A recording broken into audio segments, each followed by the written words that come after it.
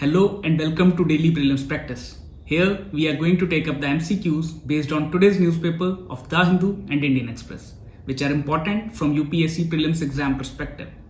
The topics for today's discussion are listed on your screen. So let us start the discussion. The first question of today's discussion is based on this news article, which has appeared on page number 12 in Indian Express. It basically talks about the recent data released by the Controller General of Accounts, and it said that centre's fiscal deficit for the year 2022 to 2023 is unlikely to exceed the revised estimates presented in the recent union budget. The context of this news is not very important as far as our prelims exam is concerned, but UPSC has a habit of asking questions on organizations and bodies which plays an important role in governance of the country. And Controller General of Accounts is one such body.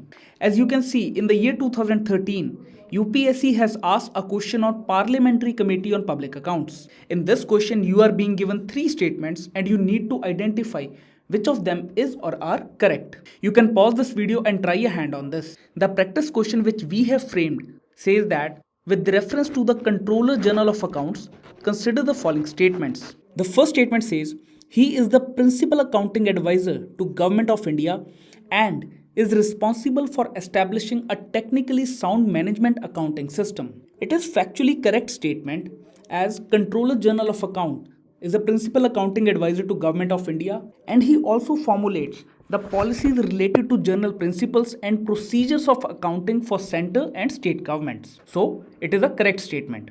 The second statement says he works under the direct control of Prime Minister's office. It is an incorrect statement as Controller General of Accounts works under Ministry of Finance. It is an incorrect statement and you need to identify the correct statements. The answer to this question becomes A, which is 1 only. And the answer to the previous year question is B, which is 2 and 3 only. Because the Parliamentary Committee on Public Accounts consists of 22 members and not 25 members. And out of these 22, 15 are from Lok Sabha and 7 are from Rajya Sabha. So, the first statement is incorrect and the other 2 statements are correct. Moving on to the next question, which is based on this particular news, which has appeared on page number 10 in The Hindu. It basically talks about the PM SVanidhi scheme, which was started by Government of India in 2020 to provide the hand-holding support to the street vendors of the country. And in this article, it is said that just 9.3% of the loans are given to the minority communities. The flagship schemes of Government of India are important from our UPSC Prelims exam perspective. So we must be aware about the key aspects associated with this particular scheme. As you can see, in the year 2016, UPSC has asked about Pradhan Mantri Fasal Bima Yojana. In this question, you have been given 2 statements and you need to identify which of them is or are correct. On the similar lines, we have framed one practice MCQ on PM SVanidhi scheme, and it says that with reference to PM SVanidhi scheme, consider the following statements.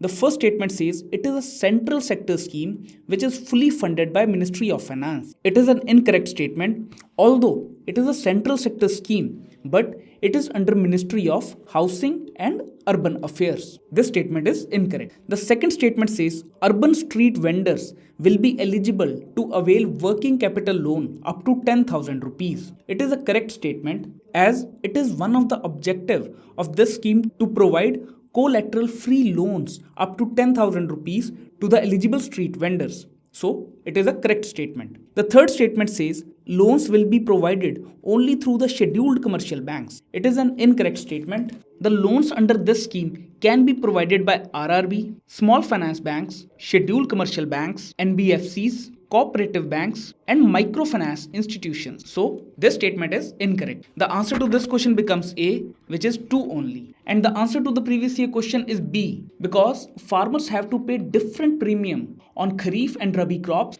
and there is no such provision of uniform premium, making this statement incorrect and this statement is correct. The next question of today's discussion is based on this news article, which has appeared on page number 12 in The Hindu. It basically talks about the essential drugs, and the context of this news is that the price of 651 essential drugs has come down by 6.7% from April 1st. The context of this news is not important from UPSC Prelims exam perspective, but the body which regulates the prices of these drugs is important from our prelims exam perspective. And this body is known as National Pharmaceutical Pricing Authority. It is also known as NPPA. UPSC has previously asked many questions on various boards and organizations which regulates various activities in the country. A question on T board has appeared in the UPSC Prelims exam 2022, and in this question you are being given 4 statements and you need to identify which of them are correct. On the similar lines, we have framed one practice MCQ on National Pharmaceutical Pricing Authority. The first statement says it is an independent body that operates under Ministry of Health and Family Welfare. It is an incorrect statement, as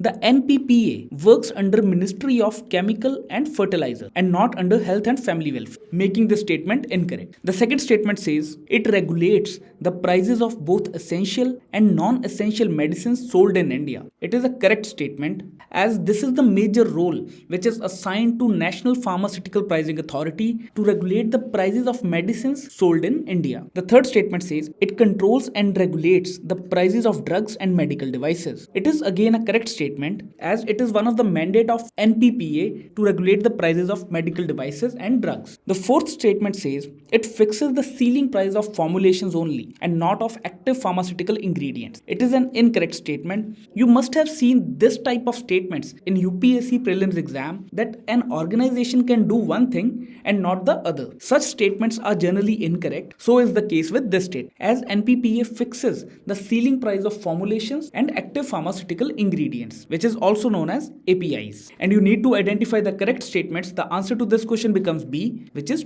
2 and 3 only. And the answer to the previous year question is D, which is 1 and 4. If you go through the website of Tea Board of India, you will get to know that it was established by the Act of Parliament and it works under the Ministry of Commerce. So, the first statement is correct, the second is incorrect, and its head office is not located in Bangalore. It is located in Kolkata. And now we are left only with one option, which is D, which makes the statement correct. The board has overseas offices at Dubai and Moscow. A news on OPEC Plus has appeared on page number 14 in The Hindu. It basically talks about the production cut by OPEC countries, which shakes the world market. As international organizations is an important and recurring theme in our prelims exam, this area becomes important for our discussion. In the year 2016, UPSC has asked Organization for the Prohibition of Chemical Weapons, which is famously called as OPCW. In this question, you are being given 3 statements and you need to identify which of them is or are correct. The practice MCQ which we have framed says that consider the following statements regarding the Organization of Petroleum Exporting Countries, which is known as OPEC. The first statement says it is a permanent intergovernmental organization created at Baghdad Conference. It is a correct statement. This international organization was created in 1960 at Baghdad Conference, originally by 5 members, which are also called as Original 5, and they were Iran, Iraq, Kuwait, Saudi Arabia, and Venezuela. These were the original 5 members of OPEC. The second statement says it established OPEC Fund as multilateral development finance institution to fund member countries. It is an incorrect statement. On the face of it, it seems a correct statement, but it is not. It is the only global financial institution that provides financing from member countries to non-member countries exclusively. So this statement is incorrect. And the answer to this question becomes A, which is 1 only. And the answer to the previous year question is B, which is 2 and 3 only. This is 1, 2 and 3. In this question, there is only one catch, that it is not an organization of European Union. The moment you eliminate option 1, you will reach the correct answer. The next question of today's discussion is based on this news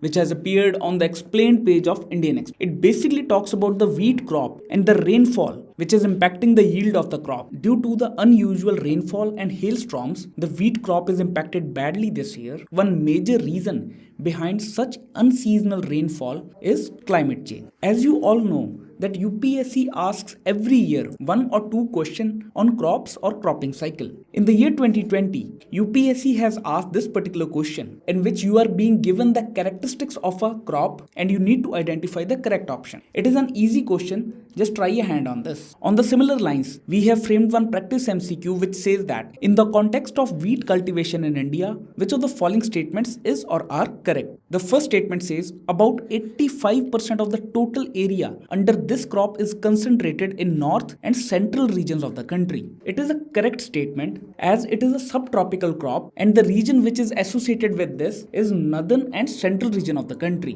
which includes the Indo-Gangetic Plain Malwa Plateau and Himalayas. So the first statement is correct. The second statement says there is nearly 8-fold rise in India's per hectare yield of wheat since 1960. It is a tricky statement and many of you must be thinking that it might be a correct one, but it is not. As you can see in this infographic that the yield was 913 in 1960 and it became 4 times in 2020 and 21. So this statement is incorrect. The third statement says India accounts for 20% of the world's wheat production. It is again an incorrect statement. A recent data by WEF says that India produces 12.5% of the world's wheat production. So the third statement is again incorrect. And the answer to this question becomes A, which is 1 only. And the answer to this question is A, which is cotton. You can get the idea of this answer from this particular statement, which says that it requires 210 frost-free days. It is the cotton crop which requires such climatic conditions. Hence,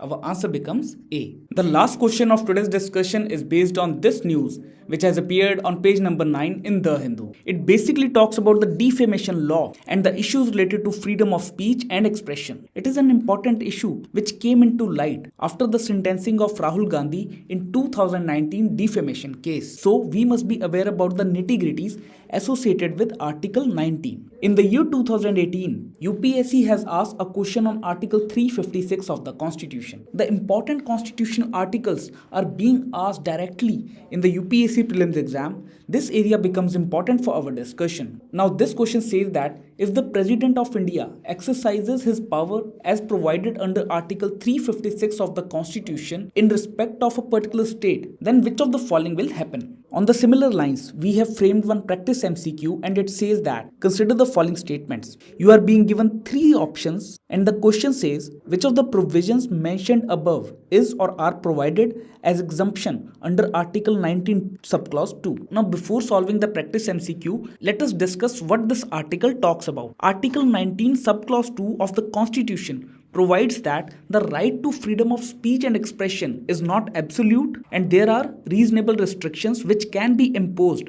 on the exercise of this right for certain purposes. Now we have asked this question in that context only. The first one is sovereignty and integrity of India. If any speech or expression harms the sovereignty and integrity of India, it is one of the conditions on which reasonable restrictions can be imposed. The second one is law and order. Many of you must be thinking that it is also a situation under which reasonable restrictions can be imposed, but it is not. The condition which is mentioned under the Constitution is public order and not law and order. The third one is defamation. As we have discussed in the starting that it is one of the provision, so it is a correct option. And the answer to this question becomes C, which is 1 and 3 only. And the answer to the previous year question is B, because when the Article 356 is imposed, the power of the legislature of the state shall be exercisable by or under the authority of Parliament. So it is a correct option. So that's all for today's discussion. Thank you for watching today's DPP. Stay tuned for upcoming sessions which will enhance your preparation for the UPSC Prelims exam, which is going to be held on 28th May 2023.